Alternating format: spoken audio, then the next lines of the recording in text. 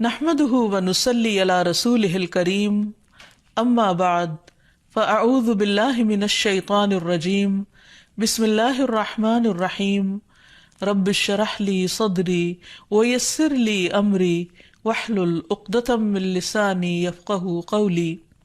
السلام علیکم ورحمۃ اللہ وبرکاتہ۔ ناظرین، پروگرام دعا کیجئے کے ساتھ آپ کی خدمت میں حاضر ہیں۔ آج ہم انشاءاللہ آپ کے ساتھ گھریلو پریشانیوں سے نجات حاصل کرنے کی دعائیں شیئر کریں گے۔ اس موضوع پر آپ سے گفتگو ہوگی کہ کس طرح ہم اپنے خاندانی زندگی کو، اپنی معاشرتی زندگی کو خوشگوار بنا سکتے ہیں اللہ سبحانہ وتعالیٰ کی مدد کے ساتھ۔ کوشش اپنی جگہ، لیکن ہر کوشش اس وقت فائدہ مند ہو جاتی ہے جب انسان اس کے ساتھ ساتھ اللہ تعالیٰ سے دعا کرتا ہے۔ حدیث میں آتا ہے کہ اللہ سبحانہ وتعالیٰ کے نزدیک دعا سے زیادہ معزز اور کوئی چیز نہیں، یعنی سب سے زیادہ اللہ تعالیٰ جس چیز کو بندے کی ویلیو کرتے ہیں وہ دعا مانگنا ہے۔ اسی طرح ایک اور حدیث میں آتا ہے کہ دعا کرنا افضل عبادت ہے، یعنی انسان جب اللہ تعالیٰ کے آگے ہاتھ پھیلاتا ہے، اپنے دل کی پکار اپنے رب کو سناتا ہے، تو دراصل وہ عبادت کی حالت میں ہوتا ہے اور ایک افضل عبادت کر رہا ہوتا ہے۔ اس لیے کثرت کے ساتھ دعائیں کرتے رہنا چاہیے، لیکن یاد رہے کہ دعا کرنے سے پہلے اللہ سبحانہ وتعالیٰ کی تعریف ضرور کی جائے۔ اس سلسلے میں تعریف کے بے شمار کلمات ہمیں احادیث کی کتابوں میں ملتے ہیں۔ انہی میں سے ایک آتا ہے کہ آپ صلی اللہ علیہ وسلم سے سوال کیا گیا کہ کون سا کلام افضل ہے؟ آپ نے فرمایا جو اللہ نے اپنے فرشتوں اور اپنے بندوں کے لیے چنا، اور وہ ہے سبحان اللہ و بحمدہ، سبحان اللہ و بحمدہ۔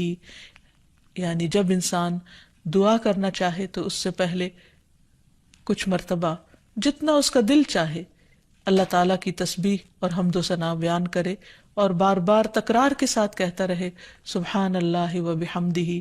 اس کے بعد درود شریف پڑھے جتنی دیر پڑھنا چاہے، اور پھر اس کے بعد اپنی حاجت اللہ سبحانہ وتعالیٰ کے سامنے رکھے تو انشاءاللہ اس کی پریشانی دور ہوگی۔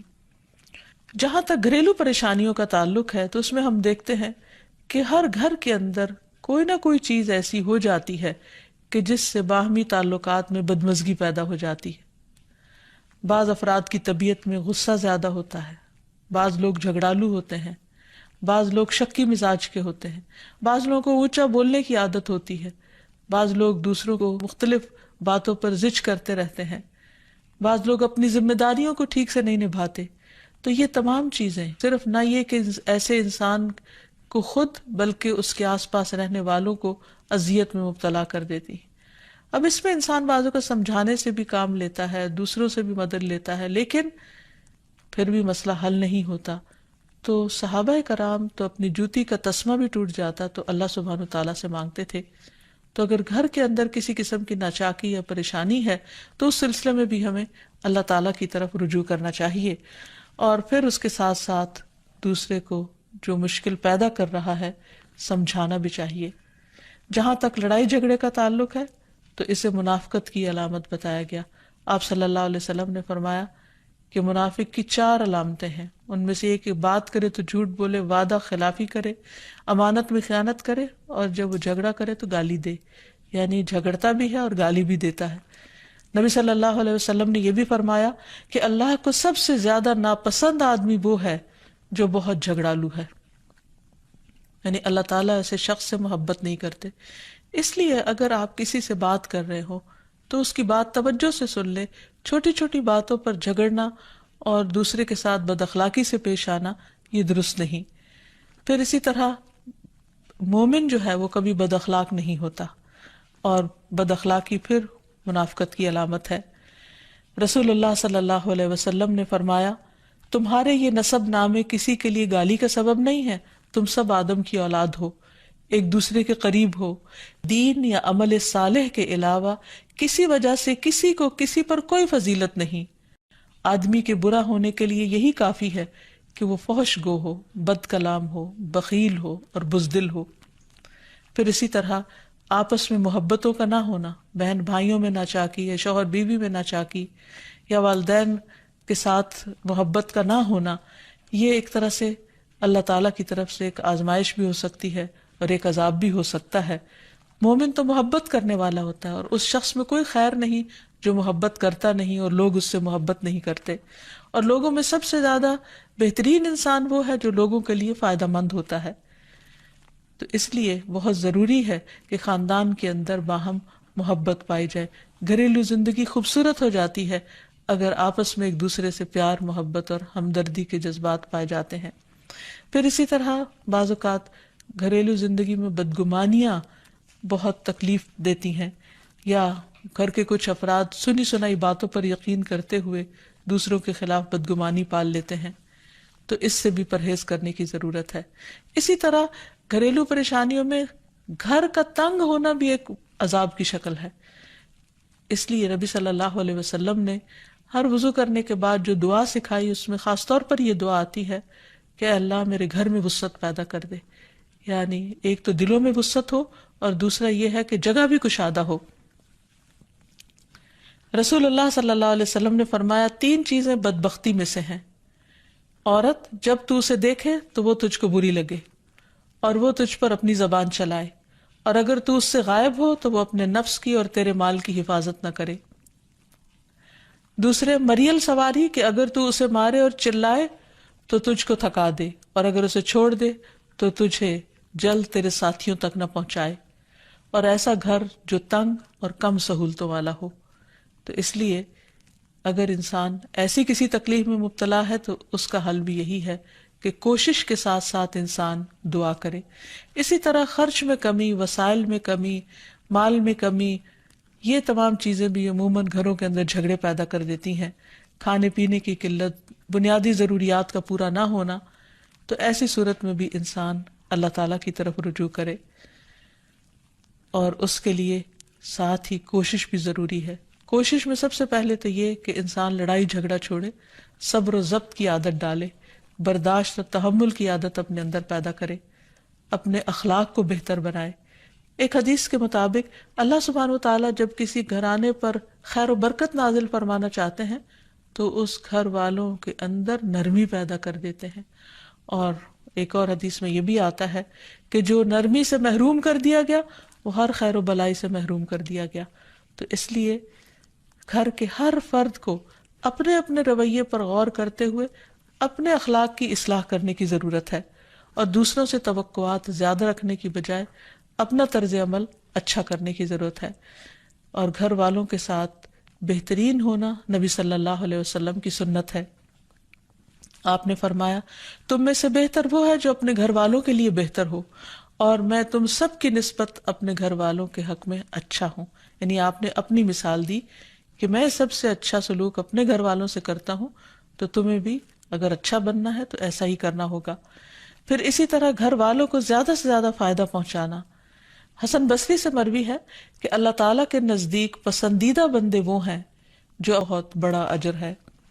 یعنی انسان کو بعض اوقات اپنی ہی بیوی یا بیوی کو اپنے ہی شوہر سے، اور بعض اوقات اپنے ہی بچوں سے یا اپنے ہی والدین سے دشمنی کا اندیشہ ہو سکتا ہے، اور وہ ایک دوسرے کے لیے مصیبت اور بلا ہو سکتے ہیں، لیکن ایسی صورت میں بھی انسان کا گزارا نہیں ہو سکتا جب تک ایک دوسرے کو معاف نہ کرے۔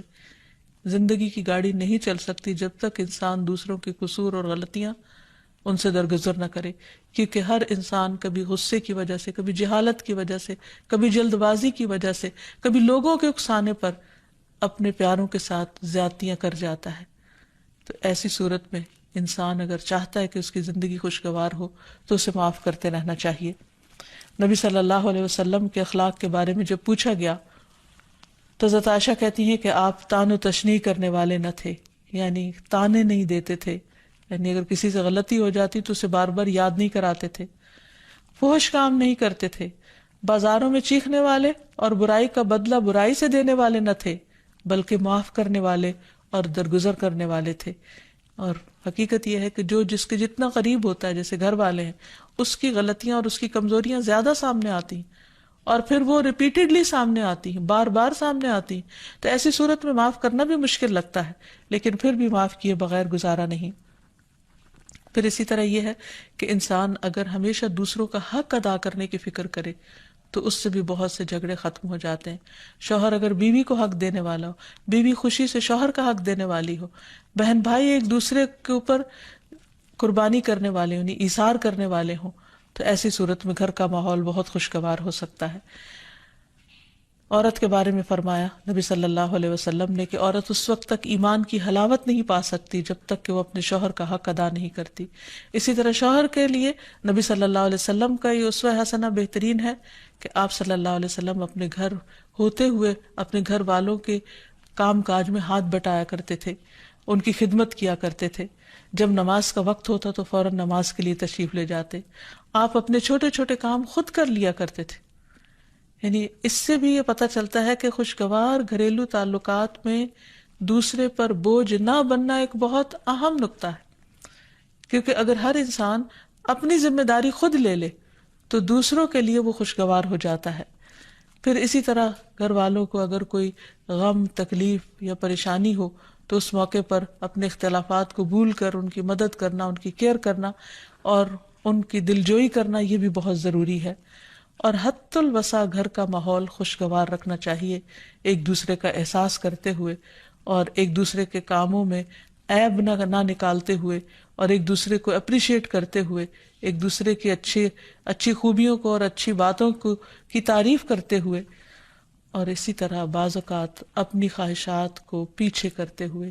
کیونکہ اگر ہر انسان یہ چاہے کہ زندگی اس کے مطابق، کیونکہ اگر ہر انسان یہ چاہتا ہو کہ ہر کام گھر میں اس کی مرضی کے مطابق ہو تو یہ ممکن نہیں. بہت سے گھروں میں ساس بہو کا جھگڑا کس بنا پر ہوتا ہے، یا آپس میں قریبی رشتوں کا جھگڑا اور فتنہ فساد کس وجہ سے ہوتا ہے؟ کیونکہ ہر شخص یہ چاہتا ہے کہ گھر کا نظام اس کی مرضی کے مطابق ہو، حالانکہ ایسا ہونا ممکن نہیں. تو اس لیے ہر انسان کو اپنی رائے بھی دینی چاہیے، لیکن دوسروں کی رائے کا بھی احترام کرنا چاہیے. اپنی ضرورت بھی پوری کرنی چاہیے لیکن اس کے ساتھ ساتھ دوسروں کی ضروریات کا بھی خیال کرنا چاہیے. پھر اسی طرح بہت سے معاملات میں قناعت اختیار کرنی چاہیے، کیونکہ یہ زندگی بذات خود ایک امتحان ہے اور اصل عیش و عشرت کی جگہ جنت ہے، دنیا نہیں، یا دنیا کا گھر نہیں. تو اس لیے ضروری ہے کہ مشکل حالات میں انسان اپنے عزیزوں کا، پیاروں کا، گھر والوں کا ساتھ دے، ان کی مدد کرے. مثلا شوہر کے اگر معاشی حالات تنگ ہیں تو بیوی ناجائز مطالبات نہ کرے. اسی طرح اگر بیوی بیمار ہے تو شوہر اس سے بہت زیادہ گھر کے کام کا مطالبہ نہ کرے. تو ایک دوسرے کے حالات کی رعایت کرتے ہوئے اگر انسان ایک دوسرے سے توقعات رکھے تو اس سے بھی حالات بہت خوشگوار ہو سکتے ہیں. اور پھر یہ کہ ہمیشہ دوسروں کی چھوٹی چھوٹی ایفرٹ پر ان کے لیے شکر گزاری کے جذبات ہونے چاہیے. مثلاً اگر کوئی آپ کو گھر میں پانی پلا دے تو آپ اس پر بھی شکریہ بولیں. ہم عام طور پر اگر گھر سے باہر کہیں ہوتے ہیں اور کوئی ہمارے ساتھ تھوڑے سا بھی احسان کا معاملہ کرے تو ہم اس کے احسان کو مانتے ہیں، لیکن گھر والوں کا احسان ماننا ایک مشکل کام لگتا ہے. تو اس لیے اگر ہم چاہتے ہیں کہ گھریلو زندگی خوشگوار ہو تو اس میں گھر والوں کے احسان کو بھی ماننا ضروری ہے. اور پھر چھوٹی چھوٹی اذیتوں کو بہت مینشن نہیں کرنا چاہیے، ان کا ذکر نہیں کرنا چاہیے، ان پر صبر کرنا چاہیے. تو جو شخص شکر اور صبر سے کام لیتا ہے اس کی زندگی لازماً خوشگوار ہوتی ہے. لیکن اس کے باوجود بھی اگر گھریلو زندگی میں تنگی ہو، تکلیف ہو، آپس کی ناچاکی ہو، دشمنی ہو، پریشانی ہو، بہت بے چینی ہو، تو پھر اللہ سبحانہ و تعالیٰ ہی کی طرف رجوع کرنا چاہیے. کیونکہ قرآن مجید میں آتا ہے وَإِن يُرِدْكَ بِخَيْرٍ فَلَا رَادَّ لِفَضْلِهِ يُصِيبُ بِهِ مَن يَشَاءُ مِنْ عِبَادِهِ وَهُوَ الْغَفُورُ الرَّحِيمُ. اور اگر اللہ تجھ سے کوئی بھلائی کرنا چاہے تو کوئی اسے ٹالنے والا نہیں، وہ اپنے بندوں میں سے جسے چاہے فضل سے نوازتا ہے اور وہ بخشنے والا اور رحم کرنے والا ہے. تو اس لیے چھوٹی چھوٹی تکلیفوں پر بھی فوراً اللہ کا ذکر، اللہ کی یاد، اللہ کی تسبیح انسان کے دل کو سکون بخشتے. اور نبی صلی اللہ علیہ وسلم نے خصوصاً اپنی پیاری بیٹی فاطمہ رضی اللہ تعالی عنہا کو جب وہ گھر کے کام کاج کر کے تھک جاتی تھی، کیونکہ اپنے ہاتھ سے چکی پیستی، اپنے ہاتھ سے آٹا گوندتی، اپنے ہاتھ سے اپنے گھر کے کام کاج کرتی، بچوں کو لک آفٹر کرتی، تو بہت تھک جاتی تھی. اور اسی تھکاوٹ کی وجہ سے انہوں نے ایک دفعہ نبی صلی اللہ علیہ وسلم کے پاس جب کچھ قیدی آئے تو خادم کا مطالبہ کیا، لیکن آپ صلی اللہ علیہ وسلم نے ان کو خادم دینے کی بجائے یہ تسبیحات سکھائی اور فرمایا کہ جب تم اپنے بستر پر جانے لگو تو 33 بار سبحان اللہ، 33 بار الحمدللہ اور 34 بار اللہ اکبر پڑھ لیا کرو، اور اسی لیے یہ تسبیحات تسبیحات فاطمہ کے نام سے بھی معروف ہیں۔ تو رات کو خاص طور پر بستر پر لیٹ کر یہ تسبیحات ضرور پڑھ لینی چاہیے، کیونکہ یہ گھریلو کام کاج کی تھکاوٹ کا بہترین علاج ہے اور خادم کی جگہ کفایت کرنے والی دعائیں ہیں۔ پھر اسی طرح گھر میں وسعت اور کشادگی کی دعا، اللہم اغفر لی ذنبی ووسع لی فی داری وبارک لی فی رزقی، اے اللہ میرے گناہ معاف کر دے، میرے گھر میں وسعت پیدا کر دے اور میرے رزق میں برکت عطا کر دے۔ پھر اسی طرح چھوٹی چھوٹی پریشانیوں کے سلسلے میں، مثلاً بچے کو چوٹ لگ گئی یا اچانک کسی وبائی مرض کا کوئی شکار ہو گیا، تو علاج معالجے کے ساتھ ساتھ دعا کرنا ضروری ہے۔ مثلاً گھر والوں میں سے اچانک کسی کو کوئی ایسی بیماری آ گئی، کوئی سٹروک ہو گیا یا ہارٹ اٹیک ہو گیا، تو سارے گھر والے پینک ہو جاتے ہیں۔ ایسی صورت میں پریشانی کا صرف اظہار کرتے رہنے سے اور غمگین رہنے سے مریض کی مدد نہیں کی جا سکتی، تو اس موقع پر اللہ تعالیٰ سے دعا کرنی چاہیے۔ اور ایک بہت خوبصورت دعا جو نبی صلی اللہ علیہ وسلم نے حضرت اسماء بنت امیس کو سکھائی تھی کہ آپ نے فرمایا، کیا میں تمہیں ایسے کلمات نہ سکھاؤں جن کو تم پریشانی کے وقت پڑھا کرو؟ اور وہ کلمات ہیں، اللہ اللہ ربی لا اشرک بہ شیئا، اللہ ہی میرا رب ہے، میں اس کے ساتھ کسی چیز کو شریک نہیں بناتی۔ اور آخر میں یہ کہ گھر والوں کی باہمی محبت اور الفت اور تعلقات کی بہتری کی دعا کرنی چاہیے جو پیارے نبی صلی اللہ علیہ وسلم نے ہمیں سکھائی ہے۔ وہ دعا ہے، اللہم الف بین قلوبنا واصلح ذات بیننا واہدنا سبل السلام ونجنا من الظلمات الى النور وجنبنا الفواحش ما ظہر منها وما بطن وبارک لنا فی اسماعنا وابصارنا وقلوبنا وازواجنا وذریاتنا وتب علینا انک انت التواب الرحیم وجعلنا شاکرین لنعمتک مثنین بها قابلیہا واتمها علینا۔ اے اللہ ہمارے دلوں میں الفت پیدا فرما دے اور ہمارے آپس کے معاملات کی اصلاح کر دے، ہمیں سلامتی کے راستوں کی رہنمائی فرما اور ہمیں اندھیروں سے نجات دے کر نور کی طرف لے آ، اور ہمیں تمام ظاہری اور چھپی بدکاریوں سے محفوظ رکھ۔ ہمارے کانوں اور ہماری آنکھوں اور ہمارے دلوں اور ہماری گھر والیوں اور ہمارے بچوں میں برکتیں عطا فرما، ہماری توبہ قبول فرما۔ بلا شبہ تو بہت زیادہ توبہ قبول کرنے والا اور رحمت کرنے والا ہے۔ ہمیں اپنی نعمتوں کا شکر ادا کرنے والا بنا اور ان کی تعریف کرنے والا اور ان کو قبول کرنے والا بنا دے۔ ان نعمتوں کو ہم پر کامل فرما دے، یعنی ان نعمتوں کو ہم پر تمام کر دے۔ تو کس قدر جامع اور خوبصورت دعا ہے جو نبی صلی اللہ علیہ وسلم نے ہمیں سکھائی گھریلو زندگی کو خوشگوار بنانے کے لیے۔ ان دعاؤں کو پڑھتے رہنا چاہیے، یاد کر لینا چاہیے، قبولیت کے مواقع پر پڑھنا چاہیے۔ اگر زبانی یاد نہ بھی ہو تو دیکھ کر پڑھ لینا چاہیے، اور اگر ان کا ترجمہ نہ آتا ہو تو اردو میں پڑھنے میں بھی کوئی حرج نہیں، لیکن اللہ تعالیٰ سے مانگتے رہیے کیونکہ ساری مشکلات کا حل صرف اسی کے پاس ہے۔ وآخر دعوانا ان الحمد للہ رب العالمین۔